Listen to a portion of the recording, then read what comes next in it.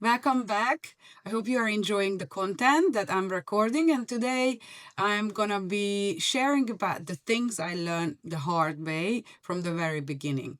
As I said in the previous video, from very early on, I needed to realize like my personal portfolio won't be translating into my business portfolio. But why is that? Why did that actually happen? And why did I have that assumption? I think a lot of people potentially can relate to this, but when you come from the corporate world, it doesn't matter you are in a creative job, an accounting job, or whatever job you are in, you would be essentially following their processes.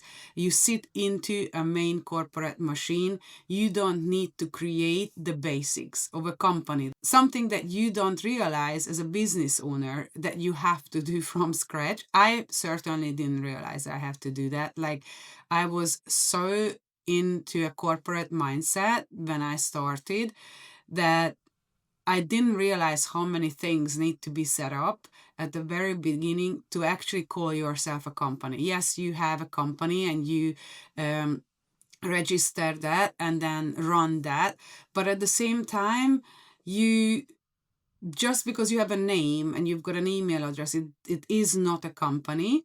So the things I needed to learn from the very beginning is like I am honestly learning, like learning everything. I literally am a baby and my company is as a baby.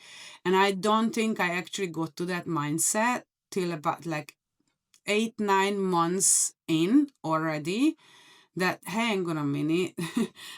Anything I thought I knew, and yes, I have 20 years of experience, but I have 20 years of experience in the corporate world. I don't have 20 years experience as a business owner.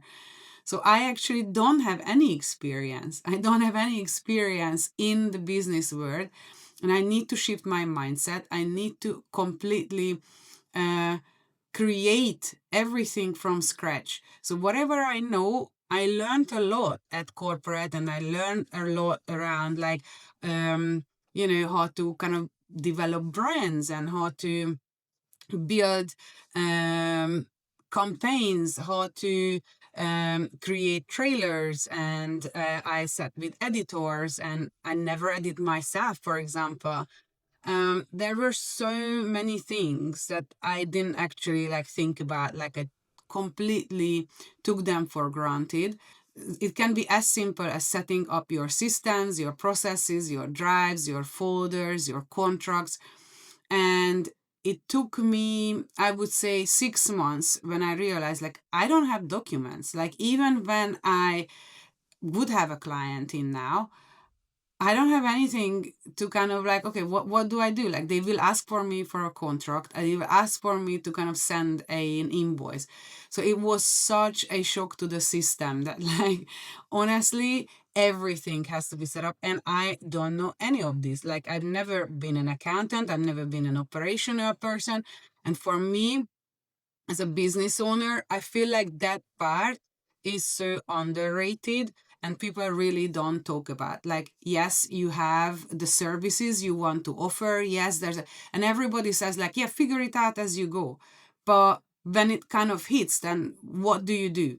So, one of the things I've done very early on, I got in somebody who actually did set that up. So I did pay for that and their expertise, because I felt like it's better for me to do this right now, that they would set up all the documents, all the contracts, and all these different elements, that I will have a peace of mind the minute that I done the sales work and then I will have a client in. And it honestly made a massive difference in my business. I don't know if you are in my shoes and you are going through starting a business, or at the moment already running a business, then I want you to comment below, or just comment in general. Like, if you now a business owner and then you've been running your business for 10 years, How did you get started? Did you find it difficult to set up your kind of contracts and processes and all that bit? Because I feel like your experience, yes, that translates, and then that's part of your services, but your services is nothing unless you've got a client, and you can't get in a client unless you've got a contract, unless you've got systems, unless you've got invoicing systems and all this. So for me, that was a massive, massive learning, that like everything I know and I want to offer, that's almost like step 2 or step 3. Before you actually get to that point, you've got a lot of other work to do. So please do share your experience, your comments, and I would love to chat with you around this. Like, what did you experience? How did you go about this? Did you just kind of wing it as you went? I didn't feel like I can, because at that point I felt like I want to go for really big companies and I can't come across like a fluke. But it didn't happen that way, which I will elaborate on in a different video. But yeah, I would love to hear from you. And if you're enjoying this content, then, and enjoying my videos, just, don't forget to subscribe, comment, like, and I see you on the next video.